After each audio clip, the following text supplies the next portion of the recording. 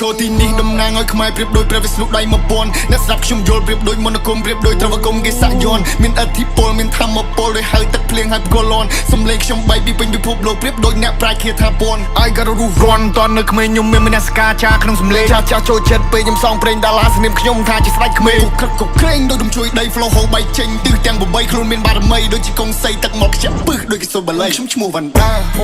កាត់លើដៃដីសវណ្ណភូមិរឹងដូចថ្មដាដាក់ផែនទីខ្មែរគេ zoom មិនធម្មតាលើកទង់ជាតិខ្មែរជាលើកដំបូងស្រោចពេញលោកកាលើកសន្ធឹងពីជើងឲ្យហួសត្បូងខ្ញុំឈ្មោះវ៉ាន់ដាកាត់លើដៃដីសវណ្ណភូមិរឹងដូចថ្មដាដាក់ផែនទីខ្មែរគេ zoom មិនធម្មតាលើកទង់ជាតិខ្មែរជាលើកដំបូងស្រោចពេញលោកកាលើកសន្ធឹងពីជើងឲ្យហួសត្បូង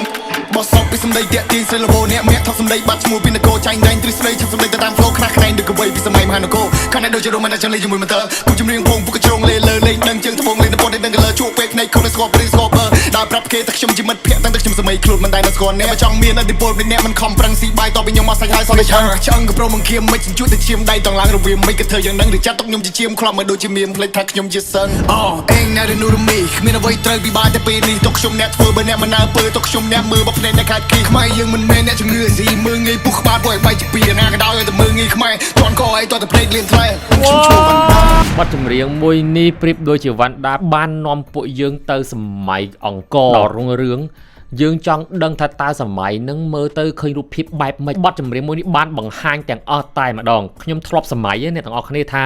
យើងចង់ទៅឃើញតើសម័យអង្គរដ៏រុងរឿងហ្នឹងមានរូបភាពបែបម៉េចបងប្អូនបានឃើញនៅក្នុងបទចម្រៀង MV មួយនេះហើយគ្រប់ចម្លាក់មើលទៅដូចថ្មីស្រឡាងដែលគេបាននិយាយថាចម្លាក់នៅលើប្រាង្គប្រាសាទខ្មែរតែងតែមានបៀកទៅដោយមាសសន្លឹកមាសហើយជាមួយនឹងត្បូងគុជមានតម្លៃនានាអញ្ចឹងណានៅក្នុងបទចម្រៀងនេះបានបង្ហាញពីក្តីស្រមៃរបស់ពួកយើងនឹងនាំពួកយើងទៅមើលរូបភាពពិតអ្វីដែលកាត់ឡើងពិតនៅក្នុងសម័យចក្រភពអង្គរអញ្ចឹងណាអូ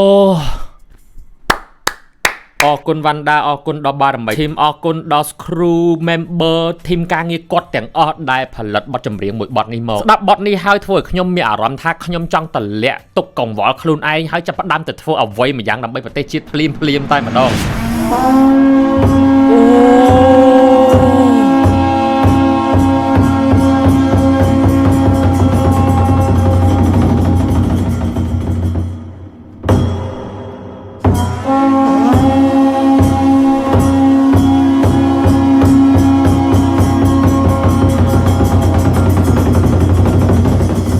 ដំរីមានត្បូងនៅភ្នែកទៀតដូចគំនូដែលទៅឆ្លាស់ហើយចេញច្បាំងជាដំរីហត់ប្រកាន់មានបល័យលើស្បែកមានឋានចេញមុខកតោយន់ខ្មែរមុខតាំងលើក្នុងចានសម្ដីមានប្រេងក្នុងភ្លេងមានស្មានតាំងនាមមកកុំមិនលើកទង់ជាតិខ្មែរទៅដល់លើធម្មចានយកទង់ជាតិខ្មែរទៅតាមនៅតាមប្រចាំជាដំរីហត់ប្រកាន់មានបល័យលើស្បែកមានឋានចេញមុខកតោស្ត្រូវ better runតាំងលើក្នុងច័ន្ទសំដីមានប្រេងក្នុងភ្លេងមានស្មានអូបោះឆៅជាងភ្លើងចេញលើកទង់ជាតិខ្មែរទៅដល់ធម្មចានអូយន់ខ្មែរจะโดนอาวุธមុខស្រួចមិនได้ព្រឿព្រួយទីស្ត្រូវមកពីណាជិះមកពីលេខមកពីកាយមកពីជើងមកពីត្បូងឯណាបារោមជ្រងឯណារៀបដូចកំរាលយើងមានក្បួនហើយយើងត្រូវតាំងកន្លងប្រាសាទបាគងតែមាននៅសម័យកណ្ដាល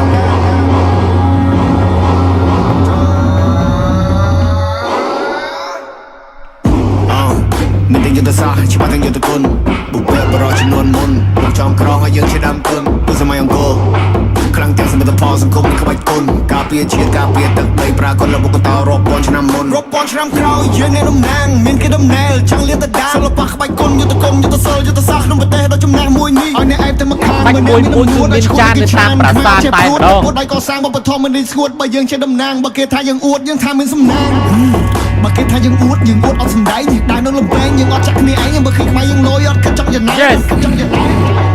បើឃើញខ្មែរយើងឡើងអត់យកជើងមកប៉ែងអត់ដែរជើងមកឡើងក៏អត់យកជើងមកប៉ែងទេពេលខ្មែរឡើងបាទគេដំណែល Cause it's time to rise not time to rot បើសិនជាខ្ញុំរត់ខ្ញុំជួយអ្នកមកខ្ញុំចាប់អ្នកមកពុតឲ្យអ្នករត់ពុតមើលឃើញខ្ញុំដូចគឺខ្មោចបើសិនជាខ្ញុំដុតអ្នកឲ្យក្រោតចង់សើជាមួយខ្ញុំតែខ្ញុំអត់លេងសើចចង់លេងជាមួយខ្មែរឈ្មោះអ្នកអសោយពូអ្នកចំនួនខ្លាំងខ្ញុំច្បាស់ដែរជាប់ណានិគមតែខ្ញុំខ្លាំងនៅបារាំងដែរយើងមកភ្នំដូចជាភ្នំនឹងរ៉ែដែនដីសវណ្ណភូមិតែដីកំណើតខ្មែរជុំខ្មែរវរ្ម័នចេញច្បាំងជាដំរីហត់ប្រកាន់មានបល័យលើស្បែកមានឋានចេញលបុកតោស្ត្រូវ better run មកតាំងលើក្នុងច័ន្ទសំដីមានប្រេងក្នុងភ្លេងមានស្មានតាំងនាមមកកុំមិនលើកទង់ជាតិខ្មែរទៅដល់លើធម្មចាន ឈឹមខ្មែរវ៉ារ៉ាម៉ាន់ចេញច្បាំងជាដំរីហត់ប្រកាន់មិនបល័យលើស្បៃមានអឋានជាលបកតោស្ត្រូវ by the run មកតាន់លើក្លឹមច័ន្ទសំដីមានប្រេងក្នុងភ្លេងមានស្មានតាំងនាមទៅកុំមិនលើកតងជាតិខ្មែរទៅដល់លើធម្មជាតិ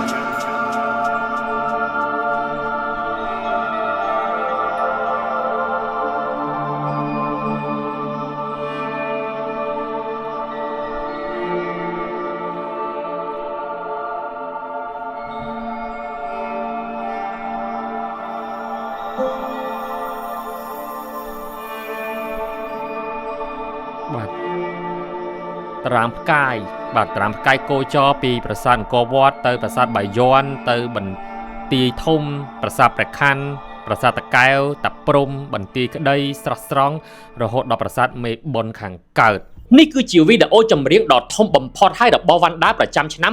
2025នេះបងប្អូនព្រឺសម្បល់ខ្លាំងមែនទែនមានតាំងពីតុងក្អែបតុងផ្សេងទៀតដែលគេប្រើប្រាស់សម្រាប់បញ្ជាក្បួនទ័ពនៅសមរភូមិសម័យនោះអញ្ចឹងបងប្អូនរួមទាំងក្រុមភ្លេងសឹកដែលគេលេងតែនៅក្នុងពេលដង្ហែក្បួនចូលសមរភូមិហើយនឹងនៅពេលដែលក្បួនទ័ពវិលត្រឡប់ចូលមកក្នុងក្រុងឬក៏បន្ទាយវិញតែប៉ុណ្ណោះអស្ចារ្យខ្លាំងមែនទែននេះមិនគ្រាន់តែជាបទចម្រៀងនោះទេបងប្អូនតែវាគឺជាការប្រកាសប្រាប់ពិភពលោកឲ្យបានស្គាល់ឲ្យបានដឹងពីអត្តសញ្ញាណជាតិរបស់កម្ពុជាយ៉ាងពិតប្រាកដរូបភាពនានានៅក្នុងបទចម្រៀងមួយនេះបានបង្ហាញយ៉ាងច្បាស់ពីការខិតខំប្រឹងប្រែងពីទំហំ production ដែលធីមការងាររបស់គាត់ទាំងមូលជាយាមបង្ហាញពីសម្បត្តិវប្បធម៌ដ៏មហោស្ចារ្យរបស់ខ្មែរមិនអាចមាននរណាឬក៏ទីណាអាចមកប្រដូចបាននោះឡើយបើនិយាយពីឃ្លាឃ្លោងវិញមួយម៉ាត់ចាក់ចំបេះដូងជាខ្មែរមួយពាក្យគឺច្រៀងចេញពីបេះដូងរបស់គាត់តែម្ដងទើបធ្វើឲ្យមួយព្យាង្គណាក៏អាចធ្វើឲ្យយើងនឹងហូរទឹកភ្នែកបានដែរមួយបទនេះបានរំលឹកយើងឲ្យចាំថាតើយើងគឺជាអ្នកណាចូលកុំភ្លេចដើមកំណើតជាតិរបស់ខ្លួនឯង